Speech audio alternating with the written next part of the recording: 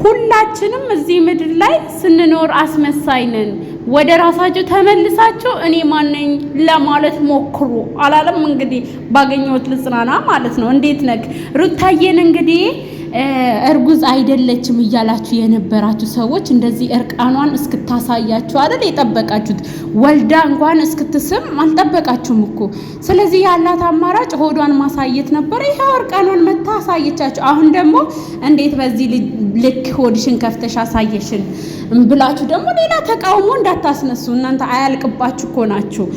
ሩታ እርጉዝ አይደለችም እያላችሁ እኔ በውስጥ እየረበሻችሁኝ 10 ነገር ቪዲዮ ነሽ ፎቶ ነሽ ድምጽ ነሽ የላካችሁልኝ ሰዎች ማለት ነው። እንኳንም ሚዲያ ላይ ያለቀኩት ተዋርጄ ነበረ። ቶሎ ተመለስኩኝ እና ባገኘሁት ልጽናና። እንግዲህ እንደዚህ ቲክቶክ ላይ ትላንትና አንገቱን ስብር አድርጎ መጥቶ ሩታዬን ልጄን እስካቀፍ ድረስ ጠብቂ ቀጠሮ አራዝሚ እያለ ነበረ። ገባችኋ? ዛሬ ግን ይሄው እንግዲህ ባገኘሁት ልጽናና እንዳለው ማለት ነው። እቺ ደግሞ እስኪያስረግዛት ቸኩላለች። በጣም ቂንቂን አለብሽ እኮ እንደዚህ እንደ ሩታ ሆድሽ ቦጥ እስኪል ድረስ ጨንቆሻል። ሄዳ ልጥጥ ትልበታለች። እኔ እንደው ከባሌ ራሱ እንደዚህ ፎቶ ተነስቼ አላቅም። ወይኔ በላቸው በቃ ምን ልበላችሁ እናንተ። ምን አይነት አስተሳሰብ ያላት ልጅ ናት? የምሬን ነው የምላችሁ። እሷም ተራዋን ጠብቃ እኮ ነው። ተራዋን መቼ ጠበቀች? እንደውም ተራዋ እስኪደርስ ጨንቋታል። እንደ ሩታ ሆዷ እስኪገፋ ድረስ ጨንቋታል ማለት ነው። በግድ አስረግዘኛለሁ እንዴ? በግድ የጉድ ሀገር 9 አንዱን ለኔ ስጠኛሉ። እና ቤተሰብ እነዚህ ልጆች እንደው ጉዳቸው አያልቅም። ትላንትና አብርሽ ሩታዬን አንገቱ ስብር አድርጎ ልጄን እስካቅፍ ድረስ ጠብቂ፣ ትንሽ ድረስ ጠብቂኝ ብሎ እያለቃቀሰ ነበረ ትላንትና። እኔ ብያችኋለሁ እኮ ጠብቁ፣ ነገ ደግሞ ከሄርሜላ ጋር ሆኖ ቪዲዮ ይለቃል ብያችኋለሁ አይደለም? ይሄው ከሄርሜላ ጋር ሆኖ ቲክቶክ ላይ ቪዲዮ ለቋል። ፎቶም ኮሚኒቲ ላይ ፎቶም ለቋል።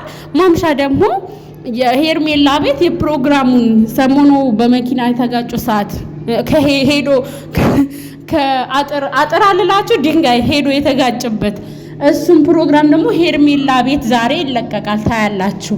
እና አብረው ቪዲዮ ይለቃሉ። ገባችኋ? ሰው አንድ ነገር በቃ አንድ ላይፍ ላይ ከሆነ አንድ ላይፍ መምሰል ነው ያለበት። ገባችኋ? እዚህ ሌላ እዛ ሌላ፣ ዛሬ ሌላ ሰው ነገ ሌላ ሰው፣ ዛሬ የሌላ ሰው ላይፍ ያሳያል፣ ዛሬ የሌላ ሰው ላይፍ፣ የተለያየ ላይፍ ነው የሚያሳየው ማለት ነው። አብርሽ የምር ለምንድን ነው ንግግርህና ተግባርህ እኩል የማይሆነው? ለምንድን ነው የተለያየ ሀሳብና የተለያየ ተግባር የምታሳየው? ትላንትና ሚስትህን እየለመንክ ነበር አይደለ? ሚስትህን እየለመንክ ነበር ትላንትና። ይቅር በይኝ በቃ አብረን እንቀጥል እያልክ እየለመንክ ነበር። ዛሬ ደግሞ ከሷ ጋር እንደገና ተለጣጥፈ እንደ ማግኔት ተጨባብጣ መጣህልን ማለት ነው። ሹሃራ ምንድነው ይሄ እንዴ? መካሪ የለህም እንዴ? ምንድነው? አበዛኸው እኮ። አሁንስ እርገጡኛልክ።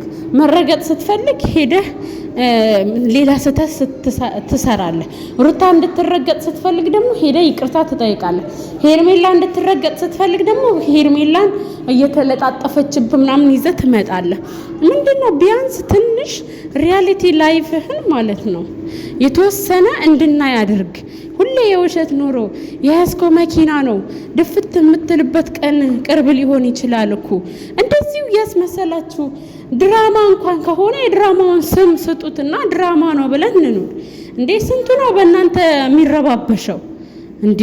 ምን ሆናችሁ ነው? ስንቱ ነው በእናንተ ኃጢአት ውስጥ የገባው ማለት ነው። ሾሃዳ። ስለዚህ ቤተሰብ እኔ መጀመሪያም ተናግራችሁ ነበረ። ይሄ ንግግር ለዛሬ ብቻ ነው፣ ለዛሬ ቪዲዮ እንዲሆን ነው። ገባችኋ? እንጂ እሱ በእርግጥም እንትን ብሎ አይደለም።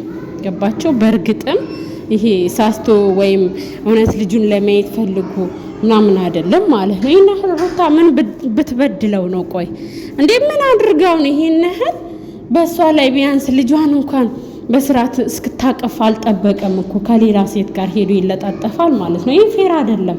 የሰው ልጅ ቢያንስ እንደው የፈለገ እንኳን ጠላቱ እንኳን ብትሆን ማለት ነው እንደዚህ መሆን የለበትም።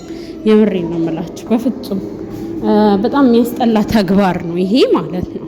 እኔ አብርሽን በጣም ወደዋለሁ። ከአብርሽ ምንም አይነት ችግር የለብኝም። ግን ሰው ደግሞ ሲሳሳት ስህተቱን ካልነገራችሁት ድጋሚ ነው የሚሳሳተው ማለት ነው። ከዚህ በፊት ሩታ ስትሳሳት እስከ ጥግ ድረስ ነው የተከታተልኳት የተናገርኩኝ፣ ምክንያቱም መናገር ስላለብኝ።